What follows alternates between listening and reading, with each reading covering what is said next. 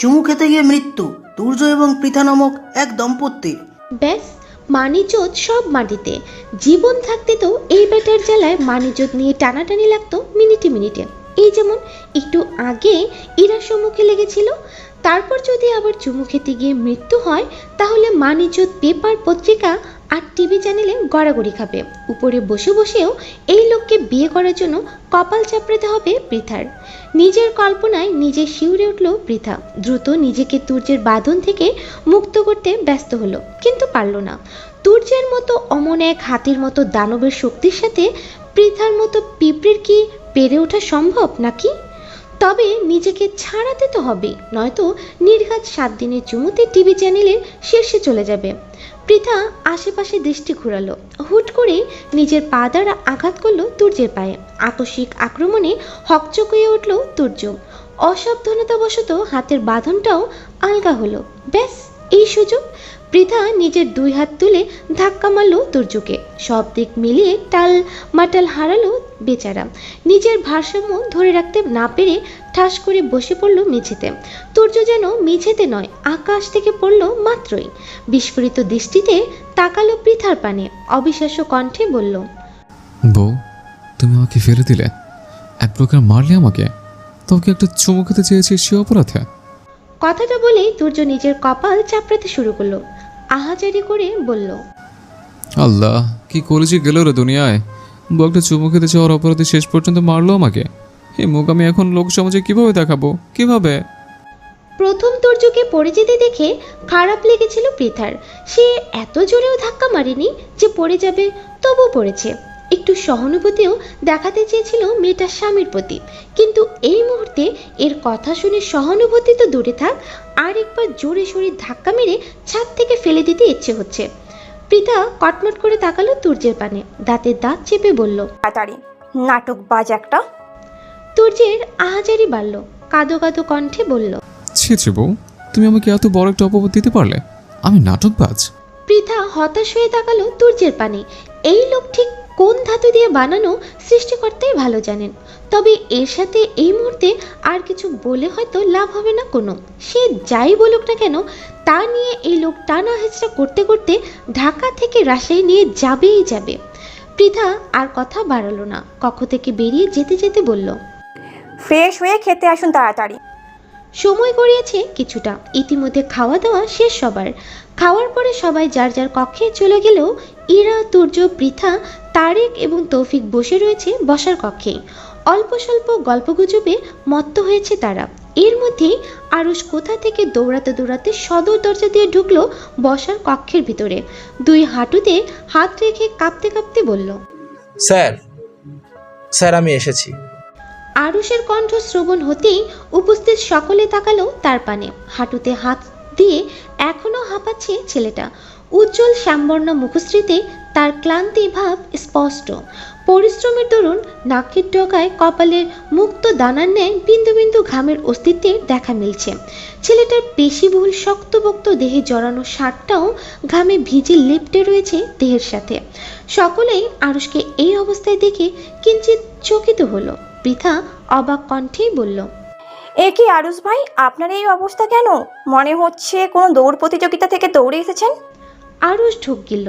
জোরে সোরে কয়েকটা নিঃশ্বাস নিয়ে বলল, তার থেকে কম কিছু করিনি, পুরো 2 কিলোমিটার রাস্তা দৌড়ে এসেছি।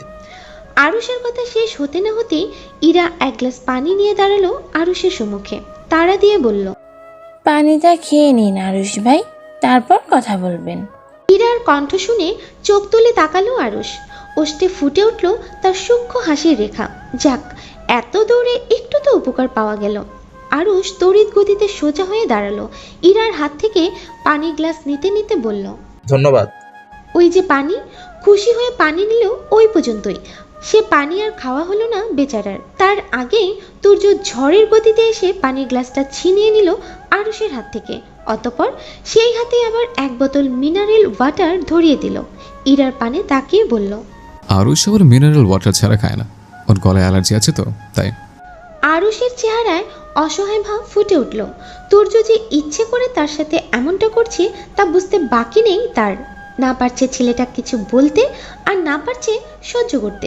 এই প্রথম সে নিজের প্রিয়সীর হাতে একটু কিছু পেয়েছিল, তাও সহ্য হলো না এই লোকটার। আরুষ রাগে দুঃখে মিনারেল ওয়াটারের বোতল খুলে গলায় পানি ঢাললো। মনে মনে তুর্যকে অভিশাপ দিয়ে বলল, অন্যের প্রেমে বাগড়া দিস তো, দেখবি তোর বউ তোকে পাত্তা দিবে না। রাত নেমেছে ধরণীতে। দিনের উজ্জ্বল সূর্যটা ডুবে গিয়েছে অনেক আগে। শহরের বুকটা আলোকিত হয়ে উঠেছে কৃত্রিম সোডিয়ামের আলোয়। তুর্য আজ আর নিজের কাজে যায়নি। বেশ অনেকটা দিন পর আজ একটু ব্যস্তহীনভাবে সময় কাটাতে চাইছিল বউয়ের সাথে, কিন্তু সে কপাল কি আর তার আছে? সে ঘরে বসে রয়েছে বউর সাথে একটু একাকী সময় কাটানোর জন্য, আর তার বউ বাইরে বাড়ির মানুষের সাথে আড্ডা দিতে ব্যস্ত। ওই যে বসার কক্ষ থেকে হাসাহাসির আওয়াজ শোনা যাচ্ছে। তুর্যের মেজাজ গরম হলো। বাড়ির লোকজন তো তার কথা ভাবেই না, আর তার বউটাও না। তুর্য গলা উঁচু করল, চড়া গলায় ডাক দিল, পৃথা, পৃথা। তুর্য ডাকতে না ডাকতেই এক মগ কফি হাতে কক্ষে প্রবেশ করলো পৃথা। তুর্যের পানে কফির মগ এগিয়ে দিতে দিতে বলল, এভাবে ষাঁড়ের মতো চেঁচাচ্ছেন কেন? বাড়ির মানুষ শুনে কি বলবে? তুর্য কফির মগটা হাতে নিল, থমথমে কণ্ঠে বলল, আমি যে বাড়িতে আছি সে খেয়াল আছে তোমার? কই, এতদিন পর স্বামী বাড়িতে, আমার চারপাশে একটু ঘুরঘুর করবে, আমাকে জ্বালাবে তা না করায় কোথায় গিয়ে বসে আছো? বসার রুমে ছিলাম সবার সাথে। তুর্য কফির মগে চুমুক দিতে দিতেই বলল। তা আমি জানি। পৃথা কিঞ্চিত সময় চুপ রইল, একটু উসখুস করে বলল, আপনার সাথে একটা কথা ছিল। কি? আমি রাজশাহী আব্বু আম্মুর কাছে যেতে চাইছিলাম একটু। থামলো পৃথা, আবারও বলল, কিছুদিন পরই তো টেস্ট পরীক্ষা, তারপরে এইচএসি। এরপর আর সময় পাবো না যাওয়ার, তাই এখনই আপনি যদি একটু দিয়ে আসতেন ভালো হতো। তুর্য থমকে গেল, গোল গোল দৃষ্টিতে তাকালো পৃথার পানে, হতবাক কণ্ঠে বলল, এখন অব্দি আমার বউকে চুমো খাওয়া হলো না, বউয়ের সাথে বাসর করা হলো না। পৃথা একরাশ বিরক্তি নিয়ে তাকালো তুর্যের পানে, নাক মুখ কুঁচকে বলল, আপনি কি ভালো হবেন না? সব সময় শুধু বাজে কথা। তুর্য হাতের কফির মগটা পাশের টেবিলে রাখলো। ওই কফির স্বাদ পৃথার বাপের বাড়ি যাওয়ার কথা শুনেই উড়ে গেছে। তুর্যের মুখশ্রী থমথমে হলো, গম্ভীর কণ্ঠে বলল, সে তুমি যাই পারো না কেন, বাসর ছাড়া আমি আমার বউকে ছাড়বো না। তার উপর আবার ও বাড়িতে সব রাজাকার, আল বদর আল শামসে ভরপুর। পরবর্তীতে যদি ওরা জোর করে আমার বউকে আটকে রাখে? পৃথা ভ্রু কুচকালো। তুর্যের কথাগুলো সে গুরুত্বের সাথে নেবে নাকি লাগাম ছাড়া ভাবে নেবে ঠিক বোধগম্য হলো না। লোকটা গুরুত্বপূর্ণ কথাতেও যে ধরনের শব্দ ব্যবহার করে তাতে তো গুরুত্বপূর্ণের তালিকায় ফেলা যায় না। পৃথা এগিয়ে গিয়ে বিছানার উপরে বসলো, কিছুটা ঝাঁঝালো কণ্ঠে বলল, তাদের জোর করে আমাকে আটকে রাখার প্রয়োজন হবে না, আমি নিজেই আসবো না আর এখানে। একটা অসভ্য নির্লজ্জ পুরুষ। তুর্য পাত্তা দিল না পৃথার কথায়, ভাবলেশীনভাবে জবাব দিল, আগে একটু যাই তোমার বাপের বাড়িতে, যেতে দেওয়ার ইচ্ছে ছিল, এখন তাও নেই।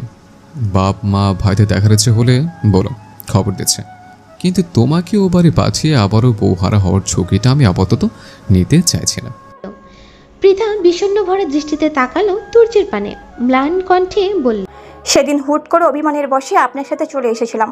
বন্ধু বান্ধব আত্মীয় স্বজন কারো থেকে বিদায় পর্যন্ত আনিনি, কারোর সাথে আর কথাও হয়নি। তাছাড়া ইদানিং বাবা মা আর ভাইয়াদের জন্য আমার মনটা কেমন করছে, ভীষণ কষ্ট হচ্ছে। কতদিন দেখি না বাবা মা আর ভাইদের। তুর্যের কণ্ঠস্বর নরম হলো, এগিয়ে গিয়ে বসলো পৃথার পাশে, কোমল কণ্ঠে বলল, আমার কাজের চাপটা একটু কমুক, ছুটি পাই, তারপর তোমাকে নিয়ে রথ ছেয়ে যাব, ততদিন একটু ধৈর্য ধরো। পৃথা আর তেমন কথা বাড়ালো না বিষয়টা নিয়ে, চোটপাট কিংবা জোর জবরদস্তি করলো না। এ কয়দিন তুর্যের ব্যস্ততা সে দেখেছে, রাত নেই দিন নেই ছেলেটা নিজের কাজের পিছনে ছুটেছে সর্বক্ষণ। যদিও পৃথা বলতে পারত যে আপনার যাওয়ার দরকার নেই, অন্য কেউ দিয়ে আসুক, কিন্তু পৃথার হৃদয়ে এই বাক্য সায় দেয়নি। ইদানিং তার সবচেয়ে বড় অভ্যাস তুর্য নামক পুরুষটা। মানুষটাকে ছাড়া এক মুহূর্ত যেন বহু বছর মনে হয় পৃথার। এই যে আগে তুর্যের যে উদ্ভট কথাগুলোর জন্য বিরক্ত হতো, এখন সে কথাগুলোই ভালো লাগে।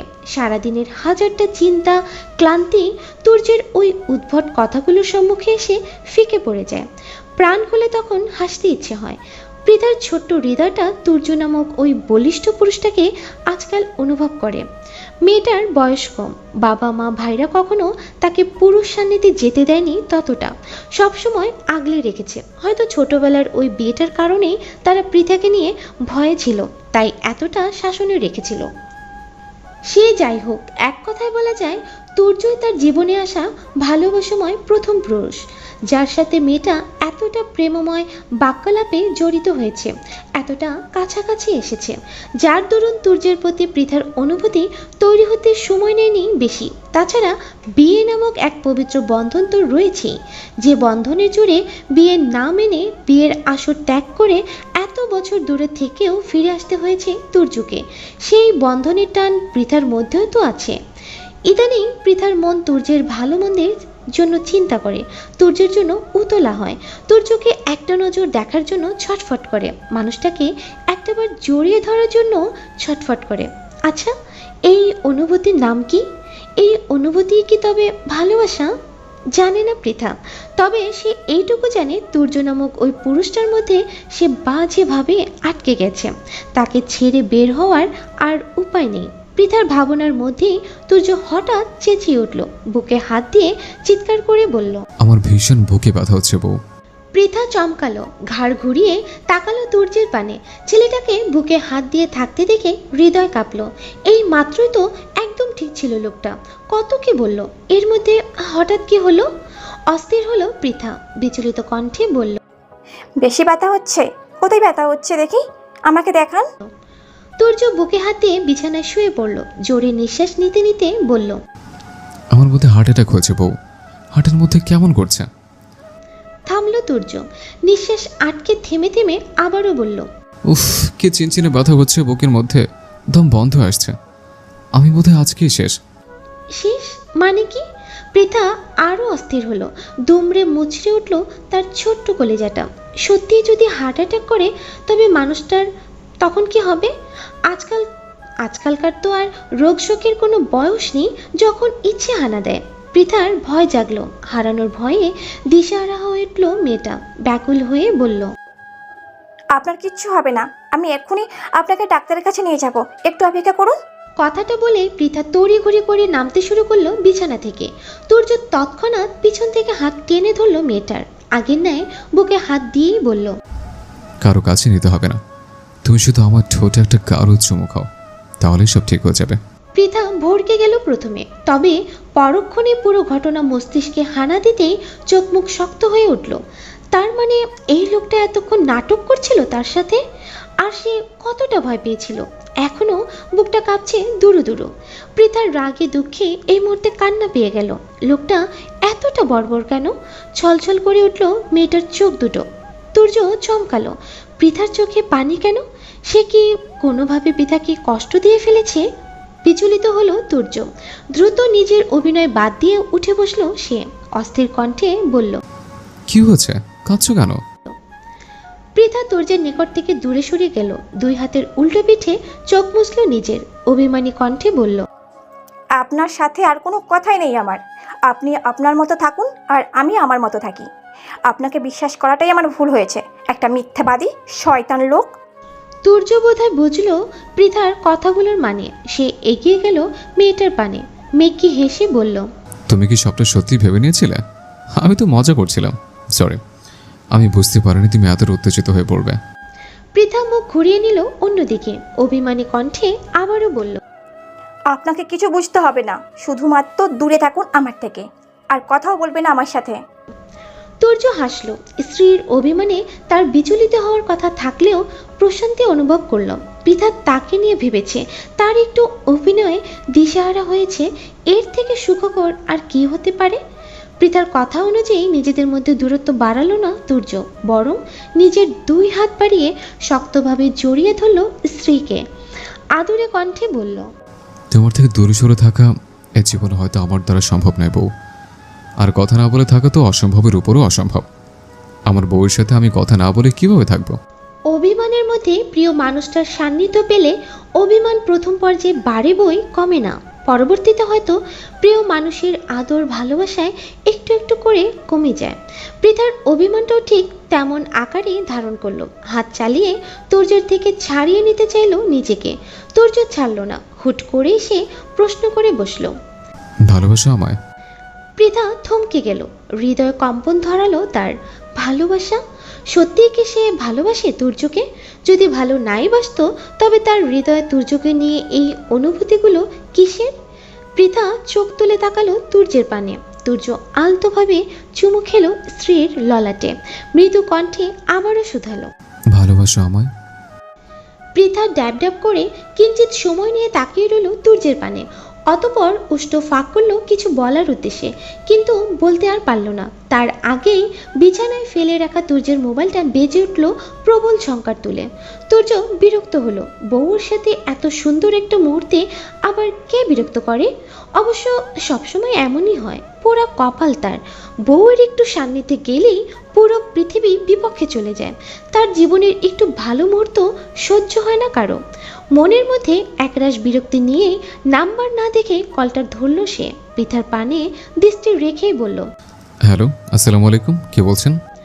ওপাশ থেকে কি বলল শোনা গেল না, তবে মুহূর্তে চোখ মুখ শক্ত হয়ে উঠল তুর্যের। পৃথাকে ধরে রাখা হাতটাও আলগা হলো। গম্ভীর কণ্ঠে বলল, আসছি আমি। কথাটা বলে কল কাটল তুর্য। পৃথাকে ছেড়ে উঠে দাঁড়ালো সে।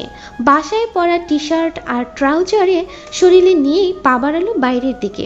যেতে যেতে পৃথাকে বলল, আমার আসতে দেরি হতে পারে, ঘুমিয়ে পড়ো তাড়াতাড়ি। আগে কখনো পৃথা পিছু না ডাকলেও আজ কেন যেন মেয়েটা পিছু ডাকলো তুর্যের। হুট করেই বলল, শুনুন। তুর্য থমকে দাঁড়ালো, পিছু ফিরে বলল, বলবে কিছু? এলোমেলো দৃষ্টি ফেলল পৃথা, ইতস্তত করে বলল, তাড়াতাড়ি ফিরবেন, আমি আপনার অপেক্ষায় থাকবো। তুর্যের হৃদয়ে শিহরণ জাগলো, প্রশান্তিতে ভরে উঠল মন প্রাণ। এতদিন প্রতিবার কাজে বের হওয়ার আগে পৃথার মুখ থেকে যে বাক্যটি শোনার জন্য ছটফট করতো সে, আজ ঠিক সেই বাক্যটাই শোনার সৌভাগ্য হলো তার। পৃথার কথার পরিপ্রেক্ষিতে তুর্যের ভীষণভাবে বলতে ইচ্ছে হলো, অপেক্ষা করার প্রয়োজন নেই, খেতে ঘুমিয়ে যেও তুমি। কিন্তু শেষ পর্যন্ত এই বাক্যটা কণ্ঠে ধারণ করতে হৃদয় সায় জানালো না। হৃদয় চাইল পৃথা তার অপেক্ষায় থাকুক, নিজের কাজ শেষে বাড়ি ফিরে বউটাকে তার অপেক্ষায়রত থাকতেই দেখুক। তুর্য আবারও পিছন ঘুরে এগিয়ে এলো পৃথার পানে, একটু ঝুঁকে মেয়েটার কপালে ঠোঁট ছুঁয়ে বলল, আসছি আমি। কথাটা বলে পরপর কক্ষ থেকে বেরিয়ে গেল তুর্য। আর পিছু ফিরে তাকালো না। বাড়ি থেকে বের হতে হতে পকেট থেকে নিজের মোবাইলটা বের করলো, স্ক্রিন ঘেটে কল লাগালো আরুষকে। গভীর কণ্ঠে প্রশ্ন করলো, ওদিকের কি অবস্থা আরুষ? ওপাশ থেকে আরুষের বিচলিত কণ্ঠস্বর শোনা গেল। কোনো প্রকারে ছেলেটা নিজের কণ্ঠনালী ভেদ করে বলল, অবস্থা ততটা ভালো নয় স্যার, ইতোমধ্যে আমাদের 5 জন কর্মী বাজেভাবে আহত হয়েছে। তপ্ত নিঃশ্বাস ফেললো তুর্য, ছোট করে বলল, আসছি আমি, ততক্ষণ ওদিকটা সামলে রাখো। কল কাটলো তুর্য, দ্রুত নিজের গাড়ি বের করে চেপে বসলো তাতে। চোখ মুখ শক্ত রেখে ছুটে চলল গন্তব্যে। কিছুটা সময় অতিবাহিত হলো, রাতের গভীরতা বাড়ল আরও। সেই সাথে দিনের আলোয় ঘেরা উজ্জ্বল প্রকৃতি যেন কালো আধারে ঢাকা পড়ল। সেই আধারময় রজনীকে উপেক্ষার কাতারে ফেলে তুর্য তার গাড়িটা দাঁড় করালো গাছপালায় ঘেরা এক জঙ্গলের সম্মুখে। এমনি দিনের আলোতে এই পুরো জঙ্গল নীরব নিস্তব্ধ হয়ে পড়ে থাকলেও রাতের আধারে তা জমে ওঠে, পরিণত হয় মাদক, ইয়াভা, গাঁজা, হেরোইন ব্যবসায়ীদের আঁকড়ায়। রাতের আধারে কালো জগতের রমরমা ব্যবসা চলে এখানে। আর এই কালো জগতের মূল হোতা ছিলেন শাহিন মির্জা। তাকে 304 ডিগ্রিতে যখন ডিম থেরাপি দেওয়া হলো তখন নিজ থেকে এ আস্তানার কথা স্বীকার করেছেন কর্তৃপক্ষের নিকট। আরুষও তথ্যটা পাওয়ার পরপরই সময় ব্যয় করেনি। নিজ দায়িত্ব পালনে নিজেদের বাহিনীর স্বল্প কিছু জনবল নিয়ে এসেছিল অপরাধীদের ধরার নেশায়, কিন্তু বুঝতে পারেনি শাহিন মির্জা ধরা পড়ার পরে এরাও আগের থেকে হিংস্রতা নিয়ে তৈরি হয়েছিল। নিজেদের বাঁচানোর তাগিদে আগে থেকে প্রস্তুতি নিয়েছিল তারা। তাই আরুষ তার বাহিনী নিয়ে আক্রমণ চালানোর সাথে সাথে জঙ্গলে উপস্থিত দুরাত্মারাও পাল্টা আক্রমণ চালায় তাদের উপরে। রাতের আধারকে কাজে লাগিয়ে জঙ্গলের আনাচে কানাচে ছড়িয়ে পড়ে, যার দরুন আরও বিপাকে পড়তে হয়েছে আরুষকে। রাতের আধারের সুযোগ নিয়ে কে কোথা থেকে আক্রমণ করছে তাও বুঝে উঠতে পারছে না ঠিক। তাই তো শেষ পর্যন্ত উপায় না পেয়ে কল করেছিল তুর্যকে। তুর্য নিজের গাড়ি থামানোর সাথে সাথে আরও কয়েকটা গাড়ি এসে থামলো তার গাড়ির পিছনে। সেখান থেকে প্রশাসনিক খাকি পোশাক পরিহিত বেশ কিছু জনমানবের আবির্ভাব ঘটল। তুর্য সজাগ দৃষ্টিতে তাকালো চারপাশে, আদেশের সুরে বলল, জঙ্গলে চারদিক থেকে ঘিরে ফেলুন, একটাও যাতে এই জঙ্গল থেকে বেরিয়ে পালাতে না পারে। থামলো তুর্য, পরপর আবারও আদেশের সুরে বলল, বাকিরা আমার সাথে আসুন। নিজের কথা শেষ করেই সম্মুখপানে অর্থাৎ জঙ্গলের ভেতর দিকে পা বাড়ালো তুর্য। সাথে সাথে আদেশ মোতাবেক তার সাথে আসা বাহিনীর অধিকাংশ সদস্যরা ছড়িয়ে পড়তে শুরু করলো জঙ্গল জুড়ে, আর বাকিরা পিছু নিল তুর্যের। ইতিমধ্যে আরুষদের সাথে যুদ্ধ চালিয়ে বেশ ক্লান্ত হয়ে পড়েছিল সন্ত্রাসী দল, তার উপর আবার তুর্যের নিয়ে আসা অতিরিক্ত বাহিনী। পরিস্থিতি নিজেদের অনুকূলে আনতে সময় লাগেনি বেশি। এতক্ষণ আরুষ যাদের নিয়ে বিপাকে ছিল, তুর্য এসে অল্প সময় এক একটাকে ধরে বসিয়ে দিয়েছে। তবে এইটুকুতে কি বিপদ শেষ তাদের? হয়তো শেষ নয়। তুর্য জঙ্গলের মধ্যে বরাবর দাঁড়িয়ে তাদের হাতে ধরা পড়া সন্ত্রাসীদের উদ্দেশ্যেই বলছিল কিছু। তাদের এই কালো ব্যবসা সম্পর্কে টুকটাক তথ্য নেওয়ার প্রচেষ্টা চালাচ্ছিল উপস্থিতভাবে। আরুষও তার পাশে দাঁড়িয়ে দেখছিল চারদিকটা। হঠাৎ জঙ্গলের এক ঝোপের আড়াল থেকে বেরিয়ে এলো সন্ত্রাসীদের মধ্যে লুকিয়ে থাকা একজন। কেউ কিছু বুঝে ওঠার আগেই সন্ত্রাসীর রোগা পাতলা ছেলেটা তার এক হাত দ্বারা পিছন থেকে চেপে ধরল তুর্যের গলা, আর অন্য হাতে বন্দুক নিয়ে ধরল তুর্যের কপালে। হড়বড়িয়ে বলল, আমাদের লোকগুলোকে এখনই এই মুহূর্তে ছেড়ে দে, নয়তো গুলি করে ওটার খুলি উড়িয়ে দিব। আকস্মিক এমন আক্রমণে চমকে গেল উপস্থিত সকলে। কোনো লুকিয়ে থাকা সন্ত্রাসী যে হুট করেই এভাবে তাদের স্যারের উপরে আক্রমণ করে বসবে তা কেউ কল্পনাতেও আনতে পারেনি। বাহিনীর সকলের মধ্যে আতঙ্ক ছড়িয়ে পড়ল মুহূর্তেই। এক প্রকার ভয়ে দিশেহারা হয়ে সকলে বন্দুক তাক করলো ওই দূরাত্মা সন্ত্রাসীর পানে। আরুষ ঢোক গিলল সন্ত্রাসীদের পানে নিজের হাতে থাকা বন্দুকটা ধরে রেখেই বলল, স্যারকে ছেড়ে দে, নয়তো তোর প্রাণ নিয়ে ফেরা হবে না বলে দিলাম। ছেলেটা যেন আকাশের চাঁদ পেল। যাক, শেষ পর্যন্ত একটা ভালো কাজ তো করেছে। ধরেছে এদের বসকেই ধরেছে। এই বসকে পুঁজি করেই এই যাত্রায় বাঁচা যাবে হয়তো। বসের প্রাণের ভয়ে এরা তাদের ছেড়ে দেবে। ছেলেটা ভেতরে ভেতরে আরও সাহস পেল, শক্ত করে চেপে ধরল তুর্যের গলা, সকলকে শাসিয়ে বলল, বন্দুক নিচে নামা, নয়তো ভালো হবে না কিন্তু। তোদের বসের জীবনের শেষ ঘন্টা এখানেই বাজিয়ে দেব। কেউ কিছু বলা বা বন্দুক নিচে নামানোর আগেই চেঁচিয়ে উঠল তুর্য, কটমট করে বলল, এই বেয়াদব, এভাবে গলা জোরে ধরে আছিস কেন? তুই কি আমার বউ লাগিস? হতচ্ছাড়া, গলা ছাড় বলছি। থামলো তুর্য, নাকমুখ কুচকে আবারও বলল, তোর মতো রোগা পটকা বলো শিয়ালকে বিয়ে করতে যাব কোন দুঃখে আমি? আমার কি রুচির দুর্ভিক্ষ লেগেছে? আমার ঘরে সুন্দরী বউ আছে, আর আমার গলা ধরার অধিকার একমাত্র তার। গলা ছাড় বলদ শিয়াল। এমন একটা ভীতিকর পরিস্থিতিতেও তুর্যের এর লাগাম ছাড়া কথায় ভরকে গেল সবাই। এই পরিস্থিতিতেও এমন কথা কারো কণ্ঠে আসতে পারে ধারণা ছিল না কারো।